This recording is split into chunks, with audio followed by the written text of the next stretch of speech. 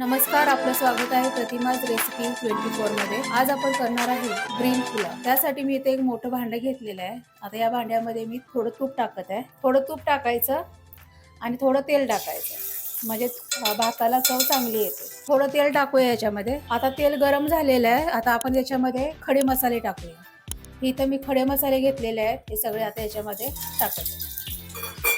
खडे मसाले परतायचे।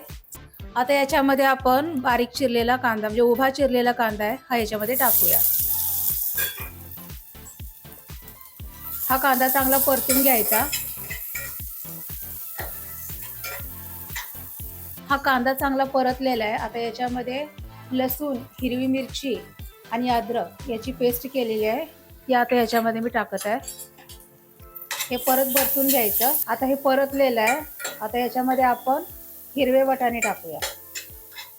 हे हिरवे वाटाणे इथे मी याच्यामध्ये टाकत आहे।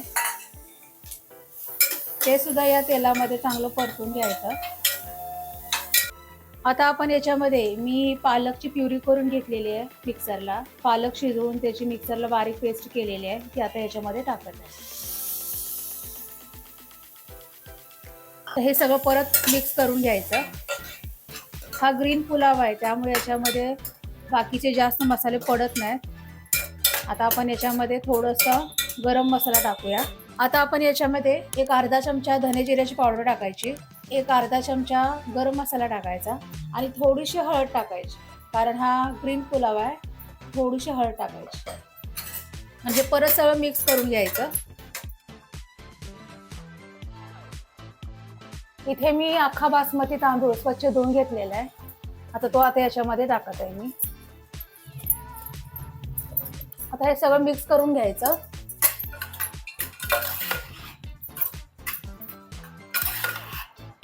हा तांदूळ जेवढा तुम्ही परताल तेवढा हा भात चांगला होतो। एक 2-3 मिनिट हा तांदूळ चांगला या मसाल्यामध्ये परतून घ्यायचा। आता हे सगळं मिक्स केलेलं आहे। हा हे बघा, चांगलं मिक्स झालेलं आहे आणि रंग सुद्धा हिरवा आलेला आहे। आता आपण याच्यामध्ये गरम पाणी टाकूया, गार पाणी टाकायचं नाही। आता हे गरम पाणी मी याच्यामध्ये टाकत आहे। आता हे सगळं मिक्स करूया परत। गरम पाण्यामुळे भात लवकर शिजतो, त्यामुळे गरम पाणी याच्यामध्ये टाकायचं। आता आपण याच्यामध्ये चवीनुसार मीठ टाकूया। आता चवीनुसार मीठ टाकूया आपण या भातामध्ये। एक अर्धा लिंबू मी घेतलेला आहे, तो आता याच्यामध्ये मी पिळत आहे।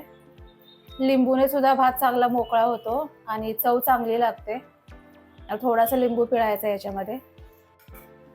मी याच्यामध्ये पाणी कमीच टाकलेलं आहे, जास्त पाणी टाकलेलं नाहीये। आता आपण हा भात शिजायला ठेवून देऊया। आता या भाताला उकळी येईपर्यंत आपण थांबूया। त्याच्यानंतर आपण गॅस बारीक करून हा भात शिजायला ठेवून द्यायचा आहे। आता एक 5 मिनिटांमध्ये या भाताला उकळी येईल, तोपर्यंत आपण वाट बघू।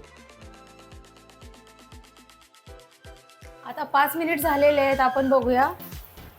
हा, आता यातलं पाणी पण आटत आलेलं आहे, चांगली उकळी आलेली आहे भाताला। आता काय करायचं, गॅस बारीक करायचा आणि याच्यामध्ये थोडंसं पाणी टाकायचं, एकदम थोडंसं पाणी टाकायचं आणि याला झाकून मंद आचेवर एक 15 मिनिट हा भात शिजायला ठेवून द्यायचा। आता 15 मिनिट झालेले आहेत, आपण बघूया हा भात कसा शिजलाय ते।